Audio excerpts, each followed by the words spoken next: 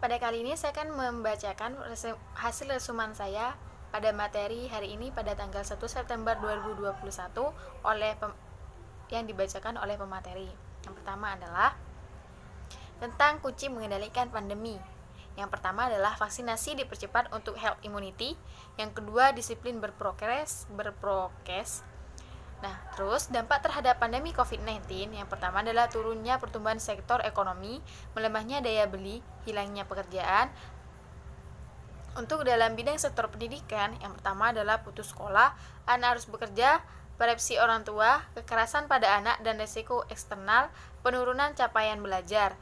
Di sektor sosial, yang pertama adalah meningkatnya angka kematian, meningkatnya angka kriminalitas, kebijakan sektor pendidikan, bantuan kuota, bantuan subsidi upah, bantuan UKT, rumah sakit pendidikan, pentingnya kolaborasi heksahelix. Model kolaborasi masa depan yang mampu menaikkan kelas sektor ekonomi, pendidikan, dan sektor lainnya. Komunitas pebisnis, pemerintah, akademis, universitas, partai politik, media massa. Nah, 3 kekuatan pengubah dunia adalah kemajuan teknologi, agama, dan pasar. Untuk peran dan peluang UIN atau PT KIN. Yang pertama, arus utama pengembangan teknologi digital, link and match dengan sektor industri, menjadi kekuatan sosio-teknopreneur. Yang keempat, epicentrum ajaran agama inklusif. Dan untuk menjadi generasi unggul, keagungan moral dan spiritual, gandrung ilmu pengetahuan, memiliki digital quotient, kesolehan, peduli sosial. Untuk moderasi beragama dalam bingkai NKRI, variety of attribution to Islam, 2 arus besar, Sunni Islam dan Syi'i Islam.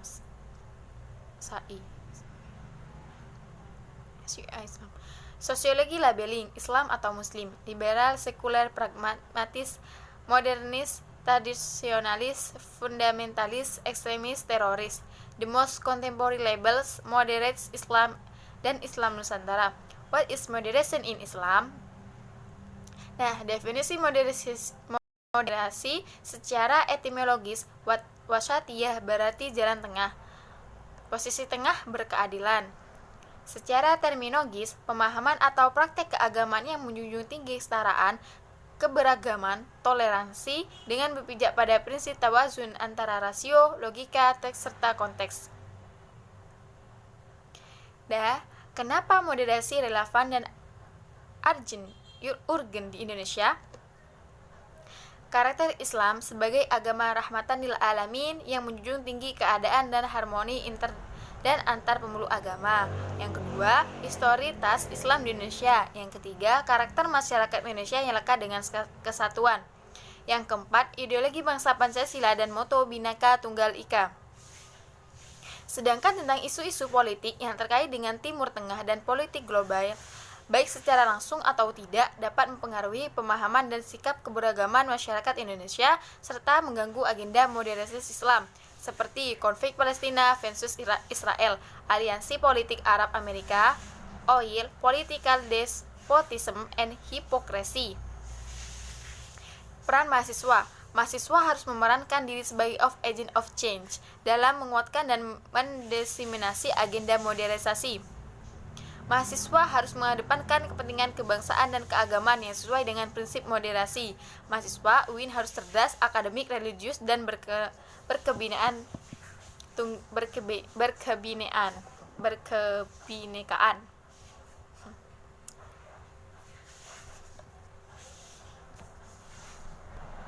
Untuk materi yang kedua, bahwa menyatakan bahwa UIN Malik Ibrahim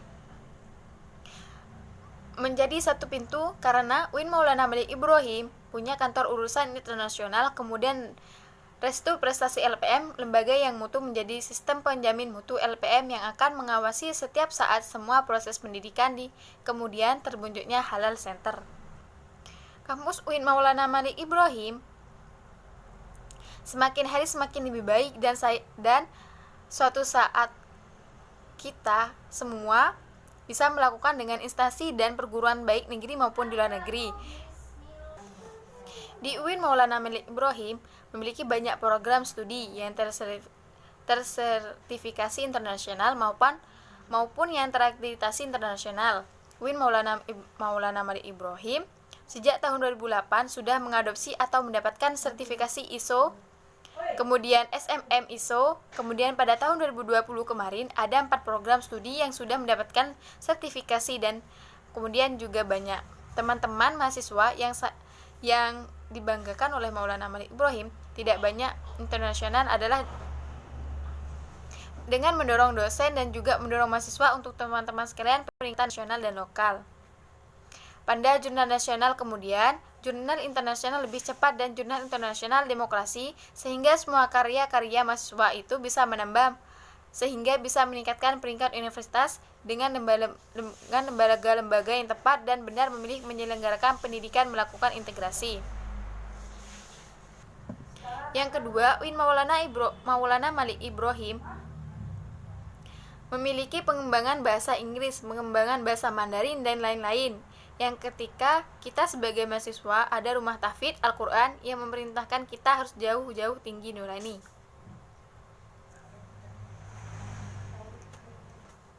UIN Maulana Malik Ibrahim memiliki rumah modernisasi beragama yang semuanya menjadi generasi dan mahasiswa yang unggul, toleran, dan keragaman, memiliki jati diri keislaman yang kuat, memiliki komitmen kebangsaan yang kokoh, cinta negara, cinta budaya, dan kekayaan bangsa Indonesia, mampu menempatkan diri di tengah atau pada posisi yang mudah. Untuk materi yang ketiga, UIN Maulana Malik Ibrahim memiliki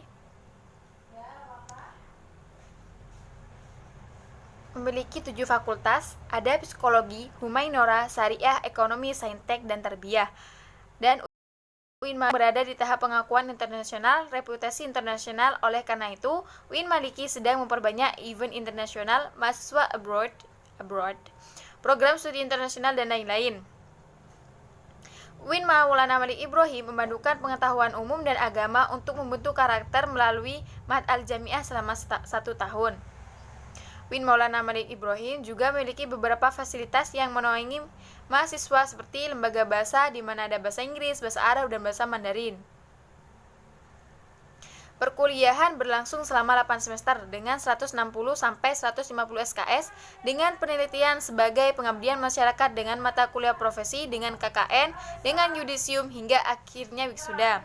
Mata kuliah di UIN Maulana Malik Ibrahim dijadikan sebagai pengembangan kepribadian yang merupakan ciri khas UIN Maulana Malik Ibrahim.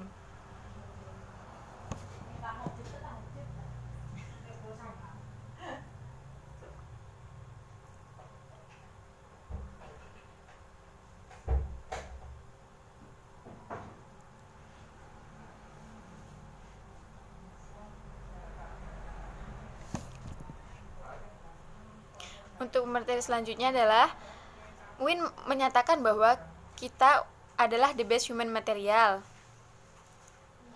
Orang yang memiliki mental spiritual memiliki 3 indikator, yaitu berpikir ilmiah, berperilaku islami, menjadi mahasiswa yang kreatif. UKM adalah wadah untuk memenuhi bakat mahasiswa. Nah, jika ingin menyampaikan aspirasi mahasiswa bisa menyampaikan melalui SEMA, DEMA, HMPS, dan HMJ. Mengenai DEMA merupakan organisasi intrakampus yang merupakan lembaga eksekutif. Fungsi DEMA yaitu sebagai pelaksana program organisasi kemahasiswaan. Untuk Senat Mahasiswa merupakan organisasi mahasiswa UIN Malang yang berperan sebagai lembaga legislatif yang mengoordinasi DEMA, UKM, dan HMJ. Fungsi SEMA adalah advokasi, legislasi, pengawasan, penganggaran. UKM Menwa memiliki sejarah pembentukan Jenderal A.H. Nasution 1959 di Barat. Semboyannya penyempurnaan pengabdian dengan ilmu pengetahuan dan ilmu keprajuritan. Untuk UKM Pramuka, berlandasan ulul albab dan pemangku adat. Salah satu visinya yaitu mengamalkan nilai kode kehormatan dalam kehidupan sehari-hari. UKM PMII bergerak di bidang kemanusiaan, kekeluargaan, dan kemanfaatan. Didirikan Pak Zainal Abidin dan Pak Mustafa pada bulan November 1990. UKM GGB Gema Gita Bahana, berumur 6 tahun, mengurus pengembangan bakat di bidang suara minimal tingkat provinsi. UKM CR, lembaga otonom yang memiliki jalur koordinatif yang bergerak dalam bidang seni islami. Tujuannya yaitu membentuk kader islami yang beriman dan taat kepada Allah Subhanahu wa taala dan memiliki jiwa pemimpin kritis dan dinamis, kreatif, inovatif serta menjunjung tinggi True Dharma perguruan tinggi. UKM Mapala Tursina, organisasi pencinta alam. UKM Unior, unit olahraga, wadah memfasilitasi mahasiswa dalam bidang olahraga. UKM Kopma Padang Bulan, dibentuk 9 Maret 2000 oleh Bapak Dr. Handres Haji Irfan SH MPD. UKM Taekwondo merupakan awal dari Renting Univ Brawijaya, didirikan pada tanggal 11 April 1995. UKM Simfoni, program harian simfoni, morning show, free time, fresh and relax, Hai Indonesia, Mizan, Muslim Zaman 6, Halo Kampus, Freeline. UKM LPM 2M, Lembaga Kajian Penelitian dan Pengembangan Mahasiswa, berdiri pada tanggal 1 Juli 1999. UKM UAM Inovasi, unit kegiatan mahasiswa yang bergerak di bidang jurnalistik, didirikan pada tanggal 21 Maret 1986 di Malang, Jatim.